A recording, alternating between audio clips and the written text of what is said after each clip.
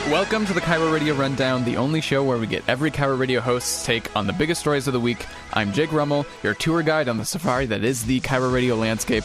I'm usually the producer of the Tom and Curly Show. We've been distracted the last few weeks by a lot of election-related stuff, and we'll certainly be distracted again on Thursday, where, unless something really crazy happens, we'll be going over reactions to the Biden-Trump debate that's happening on the day of this episode's release. Today, though, we're going to focus on continuing protests in Seattle. Things got so bad over the weekend that interim Seattle Police Chief Adrian Diaz held a press conference imploring people to stop destroying things. First and foremost, let me be clear. The violence and lawbreaking need to stop. I'm asking every member of this community to join me in this call. For the past few nights, crowds of individuals with no clear message about change have been breaking windows, setting large fires, assaulting officers with rocks, bottles, and metal bats, throwing explosives at buildings and officers, and blocking first responders from addressing the criminal behavior and fires. Diaz says the longer these protests go on, the more they tie up resources that could be used for other things. My issue is not with peaceful demonstrations. However, information shared online by some of the parent organizers of these events make it clear what their goals are: to compromise the wellness and health of my officers, to tie up SPD resources, to decrease the support that SPD has in the community, and to disrupt normal community activities. As long as people are destroying property, looting, risking lives by starting fires, and generally rioting across the city, we will continue to deploy resources to arrest as many individuals as we can who engage in criminal behavior. We're working with our city, county, and federal partners to ensure individuals who engage in this level of criminal behavior are held fully accountable. We'll start with Dave Ross of Seattle's Morning News. He was talking with KIRO Radio reporter Hannah Scott about who is responsible for the most destructive of these protests. So we don't know who was behind these protests? It doesn't sound like they were sponsored by anybody if they involve breaking windows. No, and a lot of them aren't, they're not always sponsored by someone. There's different people that have kind of aliases that are on social media that call different demonstrations. But I didn't see any particular group involved in these over the weekend, no. Well, that's pretty bad then, isn't it? Because there's nobody who can tell them to stop. This, of course, feeds into this image of Seattle as a place that has now degenerated into anarchy. So is there a long-term solution to this? There's a lack of police, but they're going to cut them further. You're not getting any more police, right? Right, you're not getting any more police, but then on the other side, you're going to have the argument that the police being there and the police response on its own is what leads to this kind of reaction. This is what's happening now. It doesn't make any sense. The police didn't provoke people into smashing windows arbitrarily. No, and that's where the message gets lost, I think. I think that, the kind of widespread destruction and smashing of windows that you saw, it was really more than I've seen in demonstrations that I've been out in, even early on in the summer. And once you start to do that, and there's no real clear message other than, the solidarity maybe over here in Kentucky, but it was just intent on causing damage. And then the message gets lost, and there's nothing that you can do as police. You have to have the cops there to try to stop that, or maybe you don't. That's part of the discussion. Is property damage part of the things they need to respond to? We heard that from the former monitor, that maybe it's not. Dory Monson, on from noon to 3 p.m., says this is evidence of a city in moral decline. We cannot ignore the fact that there was more violent rioting on Capitol Hill this weekend. Capitol Hill residents very upset. A church that feeds the hungry was hit. And I think that is counterproductive when it comes to the cause. Like, say, for instance, the church over here, they had the windows broke.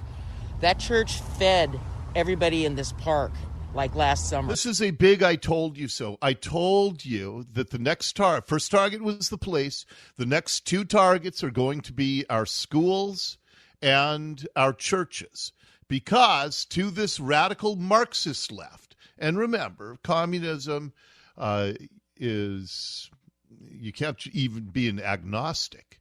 You must be an atheist under communism. The churches are next with the radical left. We are the most unchurched city in the country. Fewer people attend church service regularly in Seattle than any other city in the country. Now, again, that's not reflective of anything other than, with individuals. I know many agnostics and atheists who are good moral people, and they live lives of being good family people and community service, all of that. But as a statist thing, It's a horrible thing to remove churches from our society. And we've seen that. That's why we have so many lost and lonely souls in Seattle.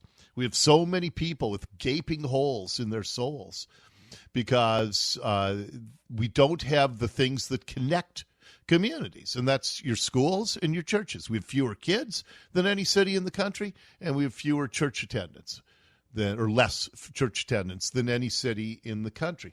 Those are two things that traditionally bond communities, and that's why we've got a bunch of zombies walking around smashing windows every night. G and Ursula, on just before Dory from 9 to noon, both sounded a little fed up. Let me go to the very beginning. You start talking about some of the mayhem going on in City Hall.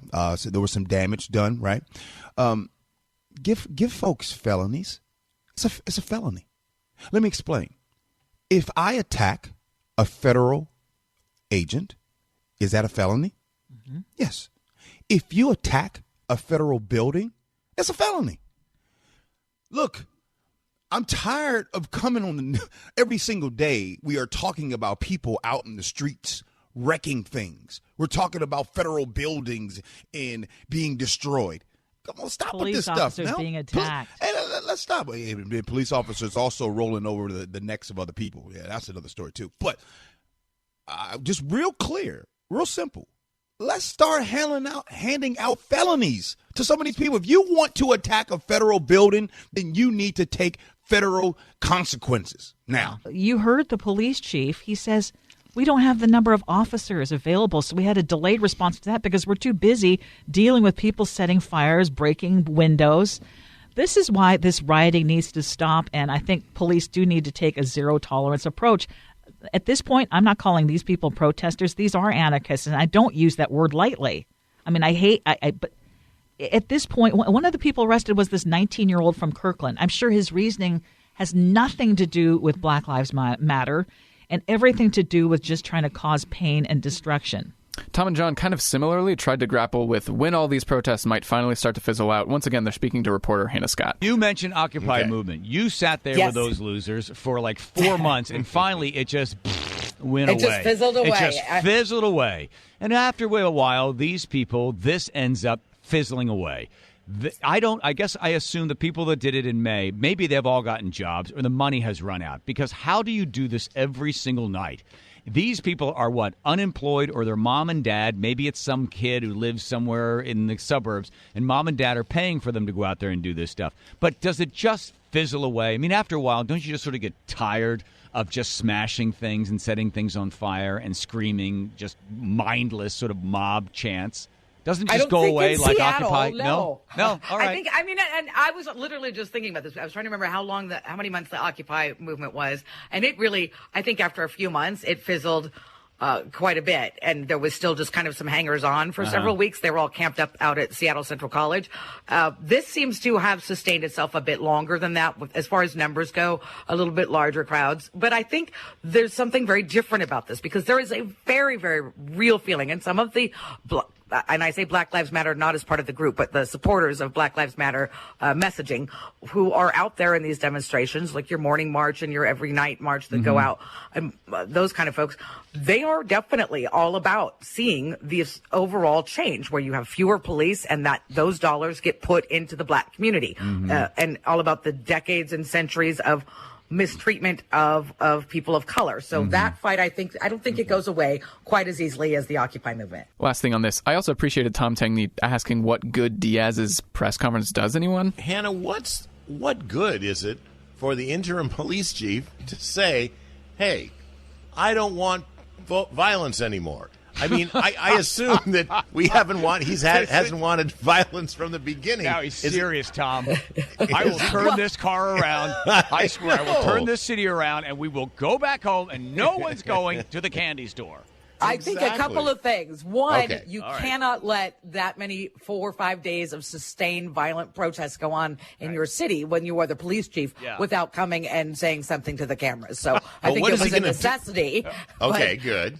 But also, I think he had a couple of it? messages there. You heard him call multiple times in this press conference for the community to get behind this? Do all of us call for an end to this violence? All right, usually this is where the episode would end, but there was one other big story that every show addressed, and that's the lengthy New York Times investigation into Donald Trump's taxes. That on its own could easily be its own rundown episode, but because there's so much other stuff going on, we're going to try something new. Rather than me walk you through everything, I'm going to create a montage of host reactions with a sports highlight reel music underneath it to make it seem even more exciting. Undervalued his assets so that he wouldn't have to pay taxes. This is something that Michael Cohen claimed in his book. That right there is going to be tax evasion. There's avoidance and evasion. Invasion is you're going to jail. Avoidance is you've got more money to spend on stuff you'd like to buy. Did you see anything in there, though, that indicates he did anything illegal? The questions about illegality are, they seem mostly focused on tax law. Did he pay the right amount of taxes? Did he evade taxes? And that's a really hard area to sort of stand back from the outside and say this is illegal, this is not. I've always said every one of us should pay as little in taxes as we legally can. Maybe it's a lie. You know the best way to prove this lie? Show your taxes. Show us. There's a lot of great information here, and I know you think that someone from the Nobody IRS cares, speaks- Tom. Nobody cares. I just want to point out that last year I had to pay more than $750 in taxes, a lot more. That's the level of someone who is making like $20,000 a year. Just putting the facts out there. Oh my God. That took me way too long. I really shouldn't do that again. So, that's the KIRO Radio Rundown for September 29th, 2020. Once again, I'm Jake Rummel. Please let me know what you think of the show on Twitter. I think it's also required as a podcaster that I ask people to comment and rate the show on iTunes. I've been listening to podcasts for years and years. I've never once done that my whole life, but I really appreciate it if you are a better listener than I am and you did that.